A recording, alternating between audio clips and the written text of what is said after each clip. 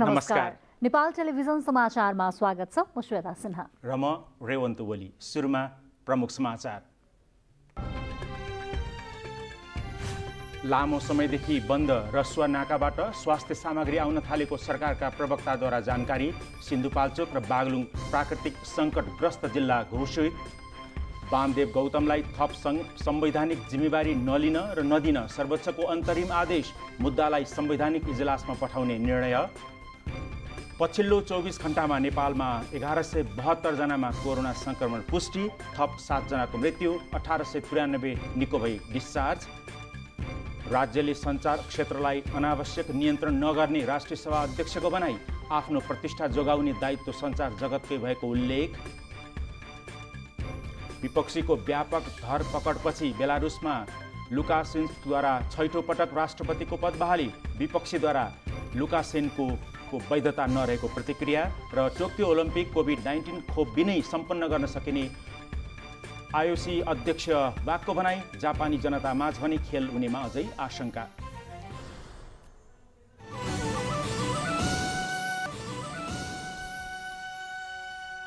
समाचार अब विस्तारमा। सरकारले बाढी पहिरोग्रस्त सिन्धुपाल्चोक र बागलुङ जिल्लालाई सङ्कटग्रस्त जिल्ला घोषणा गरेको छ। मन्त्री परिषदको बैठकले सो निर्णय गरेको सरकारका प्रवक्ता समेत रहनुभएका परराष्ट्र मन्त्री प्रदीप कुमार ग्यावालीले जानकारी दिनुभएको छ। यसैगरी मित्र राष्ट्र चीनसँगको कूटनीतिक पहलपछि लामो समयदेखि रसुवाको केरुङमा थुप्रिएको नेपाली व्यवसायहरूको सामान ल्याउन सुरु भएको पनि मन्त्री ग्यावालीले जानकारी दिनुभयो। हुम्ला जिल्लामा चिनिया पक्षद्वारा भवन बनाइएको भन्ने विषयमा सत्य तथ्य बुझ्ने काम भइरहेकोले केही दिनमै वास्तविकता सार्वजनिक गरिने पनि उहाँले जानकारी दिनुभएको छ। त्यसैगरी सरकारले इजरायलसँग श्रम सम्झौता गर्न इजरायलका लागि नेपाली राजदूत अन्जान शाक्यलाई अख्तियारी दिएको पनि सरकारका प्रवक्ता परराष्ट्र मन्त्री ग्यावालीले जानकारी दिनुभयो। नेपालमा कोरोनाको जोखिम कम भइ नसकेकोले यसको सङ्क्रमणप्रति सजग रहन समेत सबैमा सरकारले आग्रह गरेको समेत उहाँले जानकारी दिनुभएको छ। चीनसँगको व्यापारिक नाका रसुवागढी बन्द भएको 3 सातापछि आजबाट सञ्चालनमा आएको हो।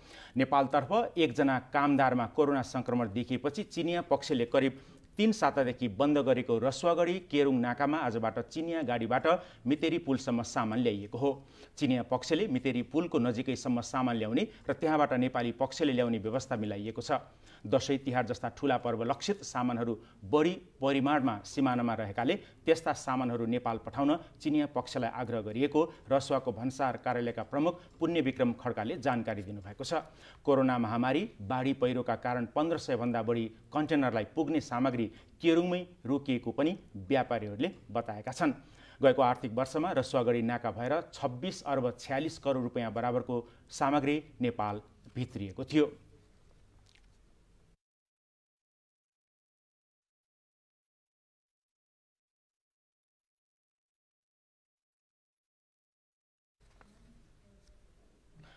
सर्वोच्च अदालतले नेकपाका उपाध्यक्ष वामदेव गौतमलाई थप संवैधानिक जिम्मेवारी दिने लिने कार्य नगराउनु भनी अन्तरिम आदेश जारी गरेको छ। साथै संघीय संसदको सदस्य पदको योग्यता र अयोग्यताको विषयमा अन्तरिम आदेशका लागि पेशी तोकिएको छ।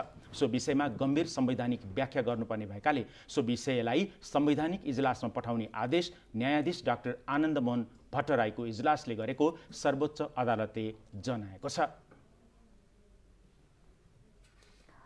हिजोदेखि सुरु भएको वर्षा शनिबारसम्म जारी रहने मौसम पूर्वानुमान महाशाखाले जनाएको छ। वर्षाका कारण कपिलवस्तुमा बाढीले विद्युत प्राधिकरणको जीव बगाउँदा 3 जना बेपत्ता भएका छन्। लगातारको झरीका कारण देशका केही स्थानमा पहिरो जानुको साथै राजमार्ग समेत अवरुद्ध भएको छ। कपिलवस्तुको बाणगङ्गा नगरपालिकाको कोइली खोलामा आएको बाढीले विद्युत प्राधिकरणको जीव बगाउँदा 3 जना बेपत्ता भएका हुन्। बेपत्ता हुनेमा विद्युत प्राधिकरण जेतपुर सब स्टेसनका प्रमुख कृष्ण पौडेल, सवारी चालक माधव पाण्डे र एक स्थानीय रहेका छन्। मतिपुर नजिकको काजुवे पार गर्ने क्रममा जीव खोलाले बगाएको थियो। घटनास्थलमा सशस्त्र प्रहरी र नेपाल प्रहरीको परिचालन गरी बेपत्ताको खोजी कार्य जारी राखिएको छ। यस्तै यता काठमाडौँ मकवानपुर मार्गको देउराली कुलेखानी सडक खण्डको बतासे भन्ने स्थानमा पहिरोले जीप पुरिँदा एकको मृत्यु भएको गृह मन्त्रालय अन्तर्गत रहेको आपतकालीन कार्य सञ्चालन केन्द्रले जनाएको छ। मङ्गलबारदेखि मौसममा देखिएको बदली अझै 3 दिनसम्म रहने मौसम पूर्वानुमान महाशाखाले जनाएको छ। यस्तो मौसम आउँदो शनिबारसम्म रहने र देशका धेरै स्थानमा मेघगर्जन र चट्याङसहित हल्कादेखि भारी वर्षाको सम्भावना रहेकाले सतर्कता अपनाउन महाशाखाको आग्रह छ। एक दुई स्थानहरूमा अति भारी वर्षा हुने चाहिँ हामीले प्रकाश दिएका छौँ। अब ती एरियाहरूमा चाहिँ सबैजना सतर्क भएर बस्नुपर्ने अवस्था देखिन्छ हैन। अनि विशेष गरी अब यो हामीले भन्नुपर्दा चाहिँ नदीमा यसकै प्रभावले नदीमा पानीको बहाव बढ्ने, पहाडी क्षेत्रहरूमा पहिरो जाने, भुइँचै हुने अनि सडक र हवाई यातायात पनि प्रभावित हुने। त्यसै कारणले हामी सबै जनमानसमा चाहिँ सतर्क भएर बस्नु हुन चाहिँ अनुरोध गर्न चाहन्छौँ। लगातारका झरीका कारण देशका केही स्थानमा पहिरो जाँदा राजमार्ग अवरुद्ध भएको र आन्तरिक हवाई सेवा समेत प्रभावित भएका खबरहरू प्राप्त भएका छन्। सिद्धार्थ राजमार्ग अन्तर्गत पाल्पा बुटवल सडक खण्ड पहिरोका कारण अवरुद्ध भएको छ। पृथ्वी राजमार्ग अन्तर्गत धादिङ गजुरी नजिकै रहेको गलौदीमा पहिरो खस्दा सडक एकतर्फी रूपमा सञ्चालनमा आएको छ। यस्तै नारायणगढ मुगलिङ सडक खण्डको इच्छाकामना 4 किलो डाँडामा गएको पहिरोका कारण सडक एकतर्फी रूपमा सञ्चालनमा ल्याइएको छ। लगातार वर्षाका कारण पहिरो जाँदा मध्य पहाडी लोकमार्गको पर्वत बागलुङ सडक खण्ड समेत अवरुद्ध बनेको छ। यसैबीच कपिलवस्तुमा बेपत्तामध्ये जीप चालक 35 वर्षीय माधव प्रसाद पाण्डेको शव भेटिएको प्रहरीले जनाएको छ। सुदूरपश्चिम प्रदेशका 2 जना मन्त्रीले बाढीग्रस्त असमको रामारोशन क्षेत्रको स्थलगत निरीक्षण गरी पूर्वाधारका क्षेत्रमा भएको नोक्सानीलाई पूर्ति गर्न सरकारले तत्काल योजना बनाउने बताउनु भएको छ। भौतिक पूर्वाधार विकास मन्त्री पठान सिंह बोहरा र आर्थिक मामिला तथा योजना मन्त्री झपट बोहरा सहितको टोलीले रामारोशनका बासिन्दासँग अन्तर्क्रिया गरी यस्तो आश्वासन दिनुभएको हो। उहाँहरूले रामारोशन सडक बाटो सञ्चालनका लागि उच्च प्राथमिकता दिएको र निर्माण व्यवसायीहरूलाई 15 दिनभित्र काम सुरु गर्न निर्देशन दिएको जानकारी गराउनु भयो। त्यस अवसरमा स्थानीयले सडक पुनर्निर्माणसँगै कालोपत्रे गर्न र 2 वटा पक्की पुलको निर्माण प्रक्रिया अगाडि बढाउन प्रदेश सरकारलाई अनुरोध गर्नुभयो। गत भदौ 2 गते आएको बाढीले रामारोशन गाउँपालिका स्थित सैनी बजारका 22 घर बगाउँदा 8 जनाको मृत्यु र 9 जना बेपत्ता भएका थिए। समाचारहरू बाँकी नै छन्, एकैछिन विश्राम। सकले तोरीको तेलमा सधैँ राग आउँछ र त्यो राग शुद्ध धारा तोरीको तेलमा सधैँ रहिरहन्छ। मुटु चाहिन्छ जसले हुन्छ निर्माण अझै बलियो। सर्वोत्तम सिमेन्ट, सर्वोत्तम मजबुत। सनफ्लावर तेल भनेको त सनफ्लो तेल पो लिएर आउनु पर्छ त। मिसावट रहित 100% शुद्ध सनफ्लावर तेल। सनफ्लावर उच्च सोचको निर्माण सगरमाथा सिमेन्ट, जुनी जुनीलाई।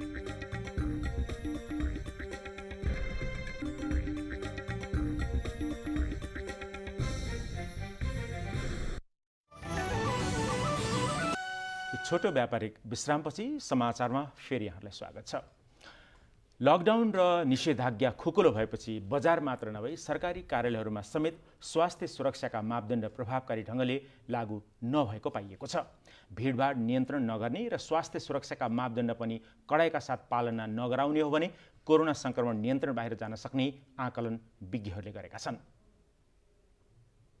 कोरोना संक्रमणको परीक्षण गर्नका लागि शुक्रराज ट्रपिकल तथा सरुवा रोग अस्पतालमा पीसीआर परीक्षण गराउन यसरी पालो कुरिरहेका सर्वसाधारणहरू संक्रमणको जोखिमपूर्ण अवस्थाबाट गुज्रेका व्यक्तिहरू हुन्।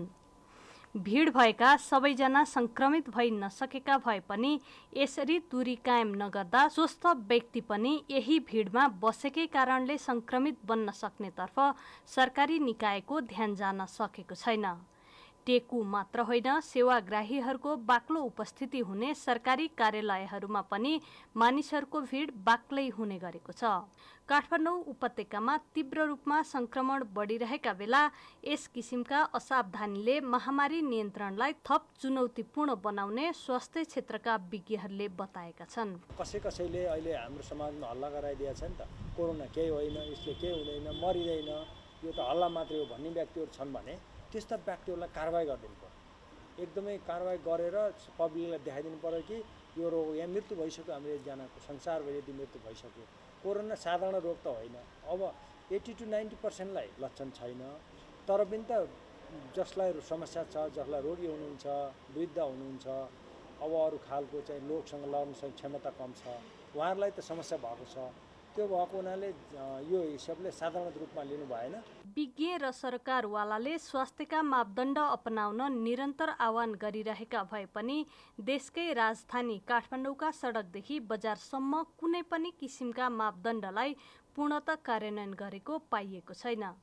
तर प्रशासन कार्यालयले भने सार्वजनिक स्थलमा स्वास्थ्यका सम्पूर्ण मापदण्ड कार्यान्वयन गराएको दाबी गरेको छ। धेरै लामो समयसम्म निषेध आदेश जारी गरिएको हुनाले त्यसले जनतामा धेरै असर परेको, भोक र रोग सँगसँगै जोडिएर आएको मानिसहरूलाई चाहिँ आफ्ना काम दैनिक क्रियाकलाप गर्न असर परेको हुनाले अब हामी कोरोना सँगसँगै बाँच्नुपर्छ र आफू सुरक्षित भएर अरूलाई सुरक्षित राखेर आफ्ना दैनिक काम कारबाहीहरू सञ्चालन गर्नुपर्छ भन्ने निष्कर्ष निषेध आदेशलाई खुकुलो बनाएको हो। तर खुकुलो बनाउने भन्दैमा सबै खुकुलो बनाइएको छैन। पछिल्लो समयमा काठमाडौँ उपत्यकामा कोरोना संक्रमणको जोखिम उच्च रहेको तथ्याङ्कले देखाएको छ। क्यामेरामा शङ्कर बुढाथोकी र शिव पङ्गेनीका साथ सलोजा दाहाल, काठमाडौँ। कोरोना संक्रमण भएर निको भएकाहरूले कोरोनाका गम्भीर बिरामीको उपचारका लागि प्लाज्मा दान अभियान सुरु गरेका छन्। त्रिभुवन विश्वविद्यालय शिक्षण अस्पताल महाराजगञ्जमा रहेको रक्त सञ्चार केन्द्रसँग समन्वय गरेर अभियन्ताहरूले प्लाज्मा दान सुरु गरेका हुन्। अभियान अन्तर्गत अहिलेसम्म केही संक्रमणमुक्तहरूले प्लाज्मा दान गरिसकेका छन् भने 11 जना तयारी अवस्थामा रहेको शिक्षण अस्पतालले जनाएको छ। संक्रमणमुक्त भएकाहरूलाई प्लाज्मा दानका लागि अभिप्रेरित गर्ने भर्चुअल माध्यमबाट सम्पर्क गरिरहेको अभियानका संयोजक प्रकाश भुजेलले जानकारी दिनुभएको छ। संक्रमण भएर संक्रमणको पीडा भोगेर आइसोलेसन बसेर निको हुनुभएका आम संक्रमित निको भइसकेको संक्रमितहरूको एउटा समूहले एउटा हामीले भर्चुअल बैठक गऱ्यौँ र आज हामीले यो अभियानको शुभारम्भ गर्दैछौँ। अन्य केहीले संक्रमणमुक्त भएको निश्चित अवधि पूरा गरेपछि प्लाज्मा दान गर्ने इच्छा व्यक्त गरेको समेत बताइएको छ। नेपालमा पछिल्लो तथ्याङ्क अनुसार 24 घण्टामा कोरोना संक्रमितहरू निको हुने क्रम बढेको पाइएको छ। आज 1893 जना डिस्चार्ज भएसँगै नेपालमा अहिलेसम्म कोरोना मुक्त हुनेको सङ्ख्या 46,994 पुगेको छ। यसैबीच आज 1172 जनामा कोरोना संक्रमण पुष्टि भएको छ। 24 घण्टामा नेपालमा 497 वटा पीसीआर परीक्षण भएकोमा 1172 जनामा संक्रमण देखिएको हो। नयाँ संक्रमितसँगै नेपालमा कोरोना संक्रमितको संख्या 67,804 पुगेको स्वास्थ्य तथा जनसङ्ख्या मन्त्रालयले जनाएको छ। यसैबीच आज कोरोनाका कारण थप 7 जनाको मृत्यु भएसँगै नेपालमा कोरोनाले मृत्यु हुनेको संख्या 436 पुगेको छ। बुधबार संक्रमण मुक्त हुनेहरूको संख्या भने बढेको छ। पछिल्लो 24 घण्टामा कोरोना मुक्त भएर 1893 जना डिस्चार्ज भएका छन्। नेपालमा हालसम्म कोरोना मुक्त हुनेको संख्या 49,994 जना रहेको छ। यसैबीच काठमाडौँ उपत्यकामा 637 जनामा कोरोना संक्रमण देखिएको छ। पछिल्लो 24 घण्टामा काठमाडौँमा 492, भक्तपुरमा 95 र ललितपुरमा 50 जनामा कोरोना संक्रमण देखिएको स्वास्थ्य तथा जनसङ्ख्या मन्त्रालयका प्रवक्ता डाक्टर जागेश्वर गौतमले बताउनुभयो। नेपालमा आजको पीसीआर 9,449 छ। 9,44,474 पुगेको छ जम्मा परीक्षण र डिस्चार्ज हुनेहरूको सङ्ख्या 1893 छ। आजको जम्मा सङ्क्रमितको सङ्ख्या 1172 रहेको छ र आज गएको 24 घण्टामा डिस्चार्ज हुनेको सङ्ख्या 1893 छ। बुधबारसम्म सक्रिय संक्रमितको संख्या 17,414 रहेको छ, जसमध्ये 220 जना आइसियुमा र 43 जनाको भेन्टिलेटरमा उपचार भइरहेको छ। हाल 7,104 जना क्वारेन्टिनमा रहेका छन्। यसैबीच स्वास्थ्य तथा जनसङ्ख्या मन्त्रालयले 25,000 सक्रिय संक्रमित भए पुनः लकडाउन गर्न सिफारिस गरेको छ। संक्रमण दर बढिरहेको र जोखिम उच्च नै रहेकाले जनस्वास्थ्यका मापदण्ड पालना हुन नसक्ने खालका सबै सेवा र व्यवसाय कम्तीमा 1 महिना नखोल्न सिफारिस गर्ने तथा कुनै दिन 25,000 भन्दा बढी सक्रिय संक्रमित भएमा बन्दाबन्दी गर्न सिफारिस गर्ने। मन्त्रालयले अन्तर्राष्ट्रिय नाकाहरूमा हेल्थ डेस्क खडा गर्न दरबन्दी व्यवस्थापन गरेको पनि जनाएको छ। क्यामेरामा रोबिन दाहालका साथमा श्वेता सिन्हा, नेपाल टेलिभिजन, काठमाडौँ। नेपालमा कोरोना लागेर निको भइसकेका करिब 84% मानिसले सामाजिक रूपमा कुनै न कुनै किसिमको दुर्व्यवहार भोग्नु परेको एक अध्ययनले देखाएको छ। नेपाल स्वास्थ्य अनुसन्धान परिषदले भर्खरै गरेको कोरोना मुक्त भएकाको स्वास्थ्य अवस्था सम्बन्धी एक अध्ययनले यस्तो तथ्य सार्वजनिक गरेको हो। अध्ययनले सङ्क्रमणका कारण सङ्क्रमित व्यक्तिको आर्थिक अवस्थामा पनि असर गरेको देखाएको छ।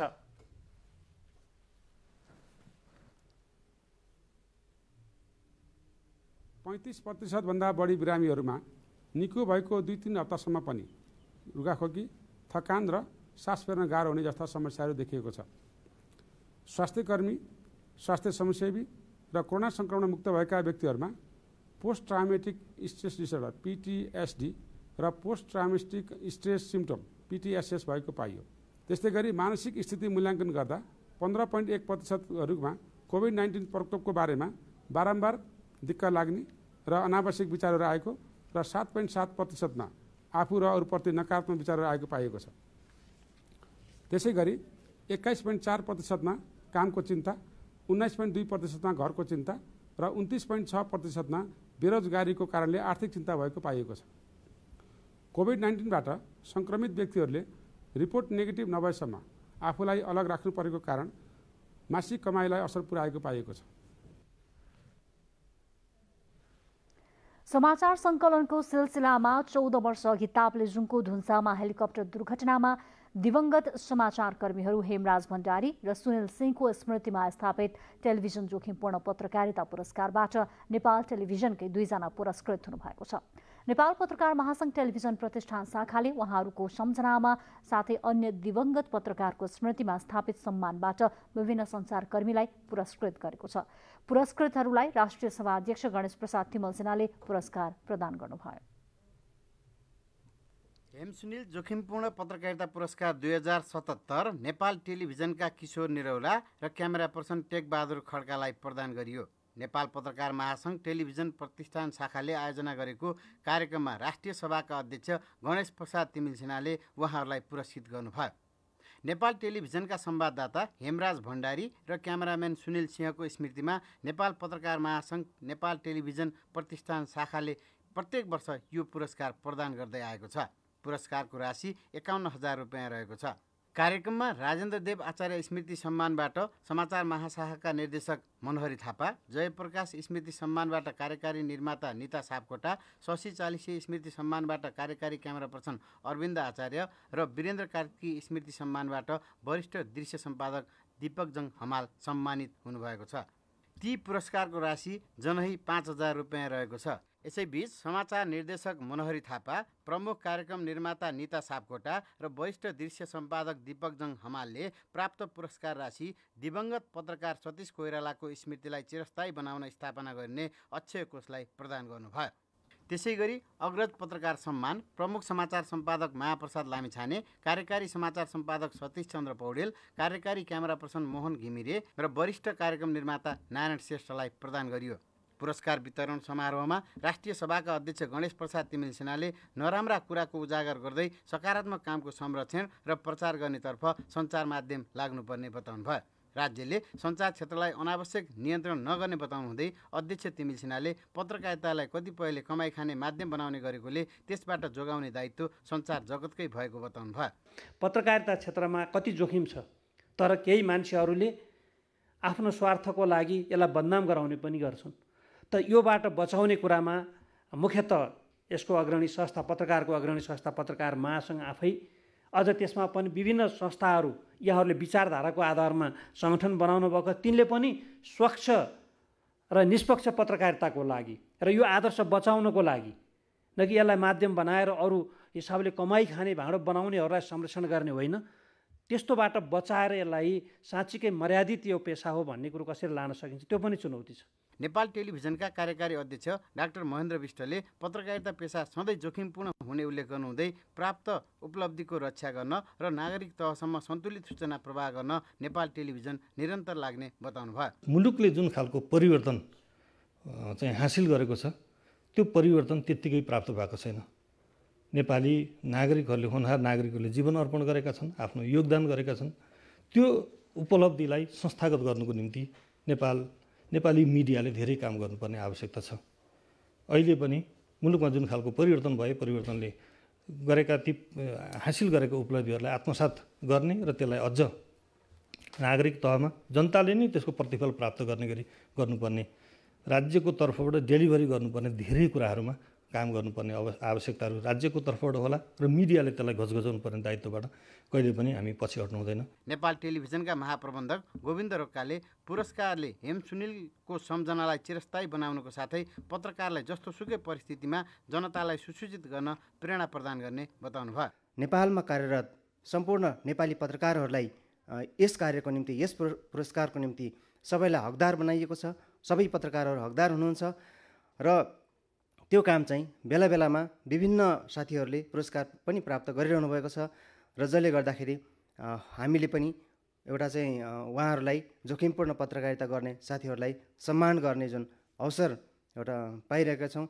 यो एउटा चाहिँ पुरस्कार छनौट समितिका सदस्य वरिष्ठ पत्रकार बबिता बस्नेतले 12वटा प्रतिस्पर्धी सामग्रीबाट नुवाकोट र रसुवाको सिमानामा हिमपातका समयमा गरिएको सामग्री पुरस्कृत भएको जानकारी दिनुभयो। यसको प्रक्रियामा म थोरै भन्न चाहन्छु। यसमा 12वटा रिपोर्टहरू परेका थिए र 12वटा रिपोर्टमा सबैलाई हेरेर हामीले चाहिँ नम्बरिङ गऱ्यौँ र धेरै नै अलिकति यो धेरै निष्पक्ष रूपमा नै हुँदो रहेछ भन्ने कुरा मैले पनि पहिलोपल्ट अनुभव गर्ने मौका पाएँ। नेपाल पत्रकार महासङ्घ टेलिभिजन प्रतिष्ठान शाखाका अध्यक्ष निराजन खनालले पुरस्कारले पत्रकारलाई जिम्मेवार बन्न प्रेरणा दिने बताउनु भयो। पुरस्कृत हुनुभएका किशोर निरौलाले पुरस्कारले थप जिम्मेवारी थपिएको बताउनु भयो। 2063 साल असोज 7 गते ताप्लेजुङको घुन्सामा भएको हेलिकप्टर दुर्घटनामा परि तत्कालीन वन राज्य मन्त्री गोपाल राई, भूगोलविद डाक्टर हर्क गुरुङ सहित नेपाल टेलिभिजनका संवाददाता हेमराज भण्डारी र क्यामेराम्यान सुनिल कुमार सिंह गरी 24 जनाको निधन भएको थियो। केशवराज विष्ट, नेपाल टेलिभिजन। ताप्लेजुङको घुन्सामा भएको हेलिकप्टर दुर्घटनामा परिमृत्यु भएकाहरूको सम्झनामा 14औं घुन्सा स्मृति दिवस मनाइएको छ। 2063 साल असोज 7 गते जैविक विविधता सम्बन्धी कार्यक्रममा भाग लिएर काठमाडौँ फर्कने क्रममा तत्कालीन वन राज्य मन्त्री गोपाल राई र संरक्षणविदहरू सहित 24 जनाको निधन भएको थियो। यो दिनलाई घुन्सा स्मृति दिवस तथा राष्ट्रिय संरक्षण दिवसका रूपमा मनाउने गरिएको छ। स्मृति दिवसका अवसरमा गोपाल मीना राई प्रतिष्ठान र गोकर्णेश्वर नगरपालिकाले काठमाडौँको जगडोल स्थित राष्ट्रिय शहीद तथा शान्ति पार्क निजामती स्मारकमा वृक्षारोपण लगायतका कार्यक्रमको आयोजना गर्यो। यसैगरी काठमाडौँको रामकोटमा 18 रोपनी क्षेत्रफलमा संरक्षणविद स्मारक शालिक पार्क निर्माण कार्यलाई तीव्रता दिएको छ। 2 वर्षमा निर्माण सम्पन्न गरिने सो पार्कमा दुर्घटनामा परेका 24 जनाकै शालिक निर्माणको कार्य भइरहेको हो। शहरी विकास मन्त्रालयको लगानीमा जल सम्पदा तथा वातावरण संरक्षण कोष नेपालले पार्क निर्माणको कार्य गरिरहेको छ।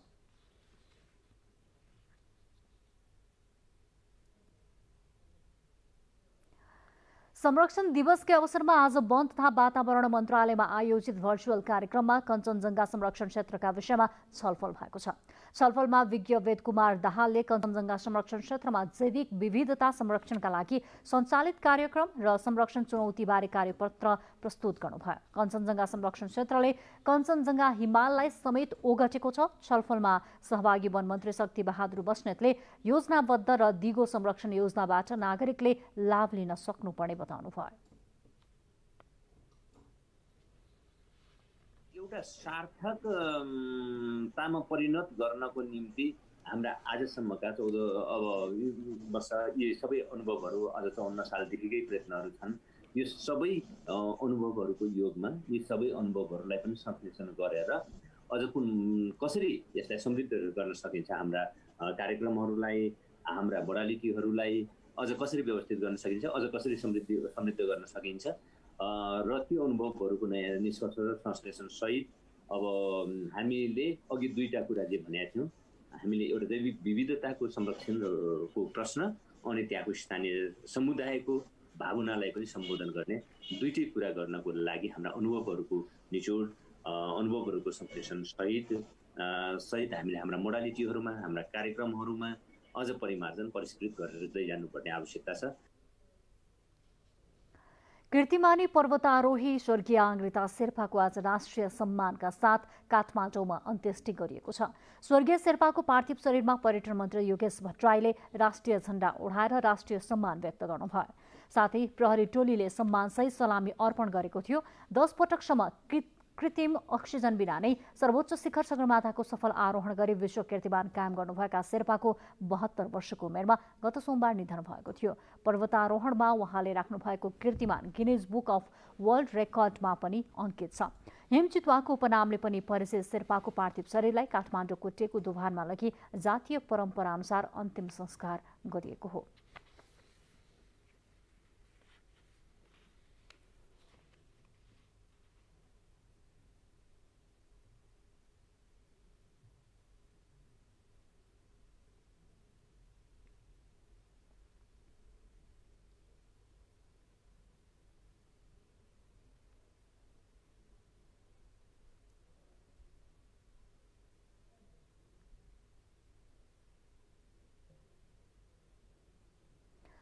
समाचारहरू बाँकी नै छन्, एकैछिन विश्राम।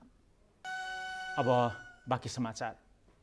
सांकेतिक भाषाहरूको अन्तर्राष्ट्रिय दिवसका अवसरमा बहिरा समुदाय र सांकेतिक भाषाको महत्त्व विषयक अन्तर्क्रिया कार्यक्रम सम्पन्न भएको छ। अनलाइन मार्फत गरिएको कार्यक्रममा सांकेतिक भाषामा प्रकाशित सामग्रीहरूको विमोचन पनि गरिएको थियो।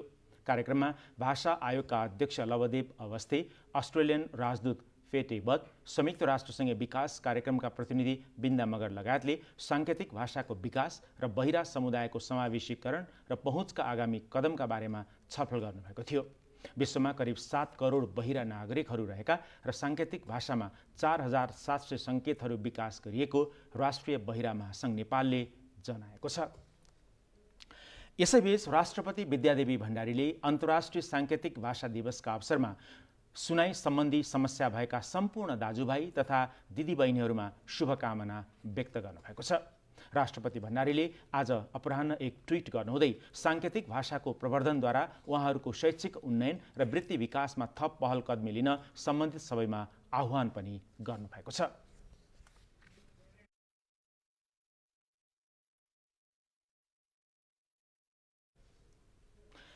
दर्शकबिन, सरकारले बाढी पहिरोग्रस्त सिन्धुपाल्चोक र बागलुङ जिल्लालाई सङ्कटग्रस्त जिल्ला घोषणा गरेको छ। आज साँझ सरकारका प्रवक्ता समेत रहनुभएका परराष्ट्र मन्त्री प्रदीप गेवालीले मन्त्री परिषदले बैठकका गरेका निर्णयबारे जानकारी गराउनु भएको थियो। नेपाल सरकारले मित्र राष्ट्र चीनसँगको कूटनीतिक पहलपछि लामो समयदेखि रसुवाको केरुङमा थुप्रिएको नेपाली व्यवसायीहरूको सामान ल्याउन सुरु भएको सरकारका प्रवक्ता एवं परराष्ट्र मन्त्री प्रदीप कुमार गेवालीले जानकारी दिनुभएको छ। मन्त्री परिषदका निर्णय सार्वजनिक गर्न आयोजित पत्रकार सम्मेलनमा प्रवक्ता गेवालीले हुम्ला जिल्लामा चिनिया पक्षद्वारा भवन बनाइएको भन्ने विषयमा सत्य तथ्य बुझ्ने काम भइरहेकोले केही दिनमै वास्तविकता सार्वजनिक गरिने पनि उहाँले बताउनुभयो। नेपालको हुम्ला जिल्लाको लिम्बू उपत्यकामा चीनले नेपालको भूभाग भित्र आएर घरहरू बनायो भनेर विभिन्न खालका समाचारहरू सम्प्रेषण भएका छन्। त्यस सम्बन्धमा मन्त्रालयको सरकारको गम्भीर ध्यान आकर्षण भएको छ। जिल्ला प्रशासन कार्यालय हुम्लाबाट त्यो ठाउँको स्थलगत अध्ययनको निम्ति टोली गएको छ। त्यसले थप तथ्यहरू ल्याउने नै छ। यस्तै नेपाल चीन व्यापार वार्ताका लागि आवश्यक तयारी भएको पनि मन्त्री गेवालीले जानकारी दिनुभयो। नेपाल चीन व्यापार संयुक्त कार्यदलको प्रथम बैठक गर्नको लागि यसका वार्ता टोली र कार्यसूची स्वीकृत गरिएको छ। यो अर्को हप्ता हुँदैछ पहिलो बैठक, जसबाट हामीले धेरै अपेक्षा गरेका छौँ। नेपाल र चीनको बिचमा व्यापार प्रवर्धनको लागि यो भर्चुअल बैठकको महत्त्वपूर्ण योगदान हुने विश्वास गरिएको छ। त्यसैगरी सरकारले इजरायलसँग श्रम सम्झौता गर्न इजरायलका लागि नेपाली राजदूत अन्जान साक्यलाई अख्तियारी दिएको छ। नेपालमा कोरोनाको जोखिम कम भइ नसकेकोले यसको सङ्क्रमणप्रति सजग रहन समेत सरकारले सबैलाई आग्रह गरेको छ। व्यवसायहरू, बजारहरू र कारोबारहरूलाई क्रमशः खुकुलो गर्दै जाने कुरालाई कतै पनि सङ्क्रमणको जोखिम कम भएको भन्ने अर्थमा नलिदिनु हुन म सञ्चार माध्यम मार्फत सबै दाजुभाइ दिदीबहिनीहरूलाई विशेष आग्रह गर्न चाहन्छु। अझै पनि हामी पिकमा पुगिसकेका छैनौँ। सङ्क्रमण दिनमा 1200, 1400, 1500 इन एभरेजमा बढी नै रहेको छ र अझ हामी त्यो उच्चतम बिन्दुमा पुगेर ओह्रालो लाग्ने क्रम चाहिँ सुरु भएको छैन। यसै महिनाका लागि तय भएको ट्रेड युनियनको निर्वाचन कोरोना संक्रमणका कारण आगामी मङ्सिर 27 गतेका लागि सारिएको पनि मन्त्री गेवालीले जानकारी दिनुभयो। क्यामेरामा रोबिन शर्मा र देवी सापकोटा, नेपाल टेलिभिजन, काठमाडौँ। कोभिड-19 को प्रकोपबाट बचाउन उपत्यकाभित्रका प्रहरीका लागि घुम्ती प्रशिक्षण सुरु गरिएको छ। अग्रपन्थीमा रहेर जनतासँग प्रत्यक्ष सम्पर्कमा रहने प्रहरीका लागि महानगरीय प्रहरी परिसर रानीपोखरीले सो विशेष प्रशिक्षण कार्यक्रम थालेको हो। कोभिड संक्रमणबाट बच्ने र बचाउने उपायहरूसँगै प्रहरी कर्मचारीहरूलाई मानव अधिकार सम्बन्धी प्रशिक्षण पनि दिएको छ। कार्यक्रममा महानगरीय प्रहरी प्रमुख प्रहरी नायब महानिरीक्षक विश्वराज पोखरेलले जुनसुकै र जस्तोसुकै अवस्थामा पनि जनताको सेवामा नेपाल प्रहरीले आफ्नो जिम्मेवारी इमानदारिताका साथ निर्वाह गर्ने बताउनुभयो।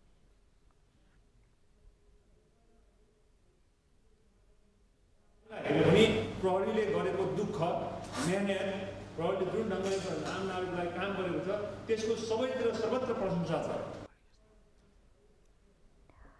निषेधाज्ञा र लकडाउन खुलेसँगै सरकारी तथा निजी सेवा प्रदायक कार्यालयहरूमा सेवाग्राहीको संख्या दिनानुदिन बढिरहेको छ। कार्यालयहरूमा सेवाग्राहीको भीड बढेसँगै कोरोना भाइरस संक्रमणको जोखिम पनि बढेको छ।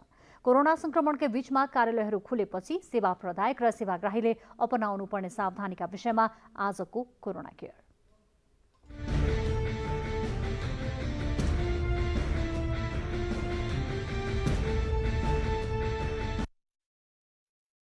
पछिल्ला केही दिनको बजार, पसल र विभिन्न सरकारी र निजी सेवा प्रदायक कार्यालयहरूको चहल पहल देखेर धेरैलाई लाग्न सक्छ जनजीवन सामान्य बन्यो।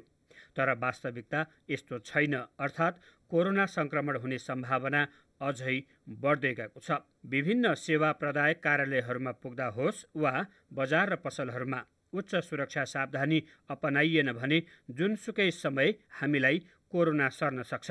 कोरोनाबाट सुरक्षित रहन सरकारले जारी गरेका स्वास्थ्य सुरक्षाका मापदण्ड अनिवार्य पालना गर्न स्वास्थ्य कर्मीहरूले सुझाएका छन्। आजका दिनसम्म न कुनै भ्याक्सिन डेभलप भएको छ न कुनै मेडिसिन पर्टिकुलर डेभलप भएको छ। त्यसकारण चाहिँ अब हामीले भ्याक्सिन भने पनि अथवा यो औषधि भने पनि रामबाण जे भने पनि तीनवटा मुख्य कुरामा चाहिँ हामीले ध्यान दिनुपर्छ।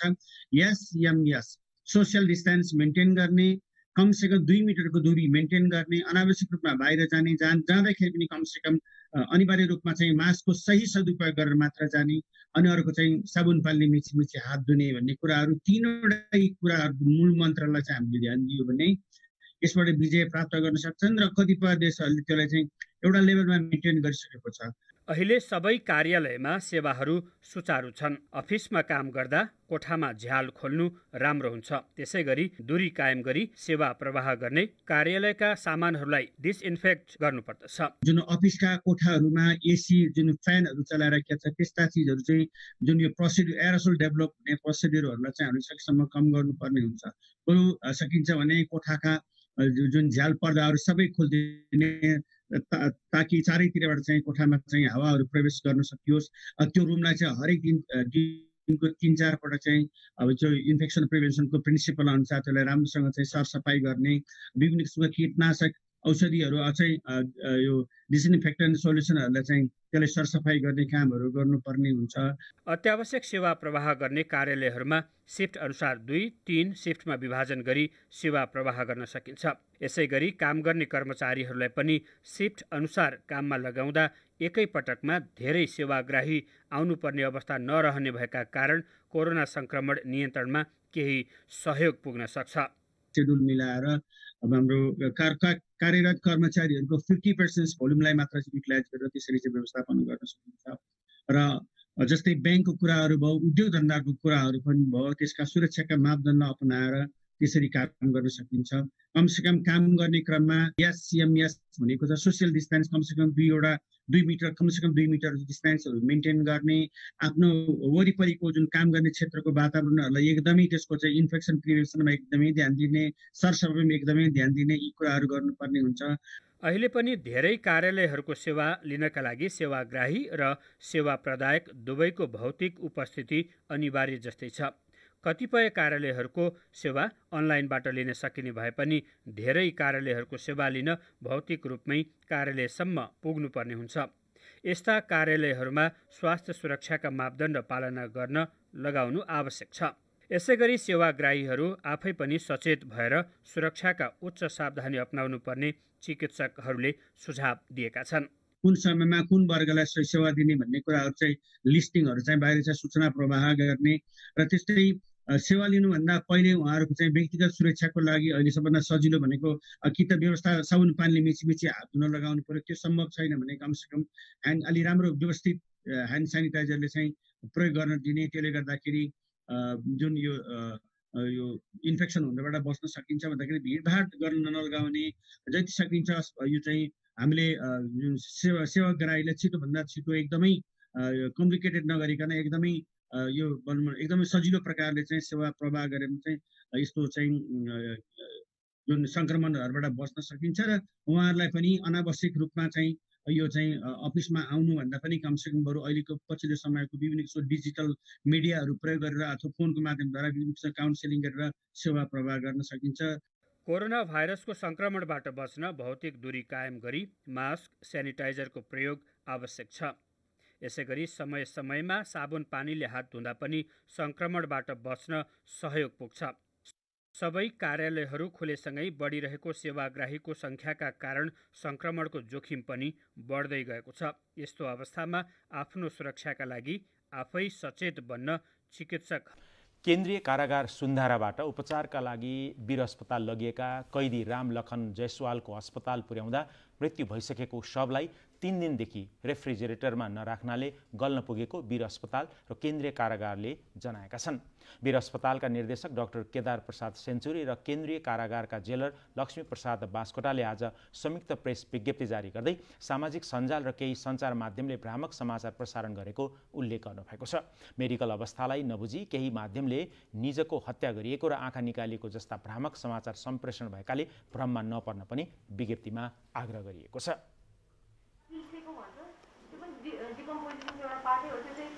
हाम्रो उहाँको लेफ्ट आर्ममा चाहिँ थियो, dorsal aspect of left arm, and then purging of blood tinge fluid भन्नाले चाहिँ रगत जस्तो निस्केको, त्यो चाहिँ उहाँको मुख र नाकबाट बगिरहेको थियो। यो सबै चाहिँ बेलारुसमा गत महिनाको विवादित मतदानबाट पुनर्निर्वाचित राष्ट्रपति एलेक्जेन्डर लुकासेन्कोले आज अघोषित समारोहमा 6औं कार्यकालको पद बहाली गर्नुभएको छ। राजधानी मिन्स्क शहर बन्द गराई स्वतन्त्रता दरबारमा लुकासेन्कोले संविधान छोएर शपथ गर्दै पुनः पद बहाली गर्नुभएको हो। 26 वर्षदेखि उहाँ राष्ट्रपति हुनुहुन्छ। पछिल्लो निर्वाचन स्वतन्त्र र निष्पक्ष नभएको भन्दै विपक्षीहरूले विरोध प्रदर्शन गर्दै आएका छन्। विरोधीहरूलाई आज धरपकड गर्न थालिएपछि भागेर छिमेकी लिथुआनियामा बसेका प्रमुख प्रतिद्वन्दी नेता स्वेटलाना तिखानोभास्कायाले लुकासेन्को बेलारुसको वैध नेता नरहेको र वैधता पनि नरहेको टिप्पणी गर्नुभएको छ। कोरोना संक्रमणको जोखिमका कारण लामो समयदेखि पर्यटकहरू नआएपछि खाली समयको उपयोग गर्दै लमजुङका होटल व्यवसायीहरूले होटल मर्मत सम्भार गरेका छन्। पर्यटन व्यवसाय पुनः सामान्य अवस्थामा फर्कने आशामा होटललाई थप व्यवस्थित बनाइएको उनीहरूले बताएका छन्। विश्वप्रसिद्ध अन्नपूर्ण पदमार्गमा आउने पर्यटकहरूलाई लक्षित गरी सञ्चालन गरिएका होटलहरू हिजो आज खाली जस्तै बनेका छन्। विगतका वर्षहरूमा बेसी सहरदेखि सर्वाधिक उचाइमा रहेको तिलिचोताल र थोराङ भन्ज्याङ पास गर्नका लागि दैनिक 300 भन्दा बढी पर्यटकहरू भित्रिने गरेको